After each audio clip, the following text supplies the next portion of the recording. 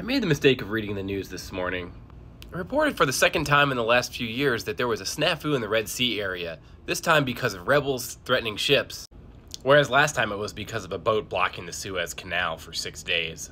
But these crises have the unintended effect of reminding us of a system that is so vast and efficient that we can forget that it's there at all. So how did global shipping become so vast and interconnected in the first place? If we were to pick one single object to try to account for all the vast changes that have happened in the global economy over the last 100 years, we could do worse than looking at the shipping container.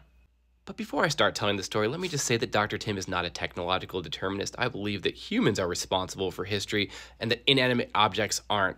I'm just telling the story of this box to help illuminate larger global shifts. This is discounting all of the trade agreements, the wars, and other things that have led to changes in global shipping. But let's get started. As long as there have been sailors and ships, there have also been dock workers, or what in America are called longshoremen, the people who load and unload boats. From company owners' perspective, the problem was the inefficiencies of this work. It took 10 days total to unload and load a ship, about the same amount of time it took a ship to sail from New York to Germany.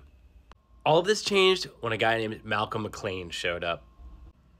When Malcolm McLean graduated from high school in Winston-Salem, North Carolina, he didn't have the money to go to college, so he used the money he had to buy a used truck, and he started a trucking company. McLean went on to buy a shipping company as well and realized the great amount of inefficiency that went along with unloading the trucks and moving the cargo into ships. And that's when he seized upon an idea that existed before, but that he mastered, which was the box. McLean took out a loan to buy surplus World War II cargo ships, which he planned to retrofit to carry large shipping containers of his own design. Much to the chagrin of the longshoremen in Red Hook, Brooklyn, New York's major port at the time, he made a deal with New York, New Jersey, and retrofitted their port into a large shipping container hub, where he loaded up his ships and sent them around the world.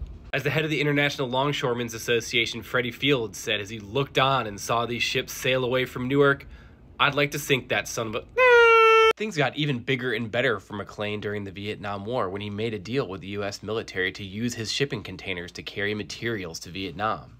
After unloading in Vietnam, he brought his empty boats to Japan, where he loaded them up with hotly demanded consumer goods being produced by the thriving Japanese economy. Because of the containerization of ships, the cost of loading and unloading a boat dropped from $5.50 to 16 cents almost overnight, and the world shipping economy has not looked back.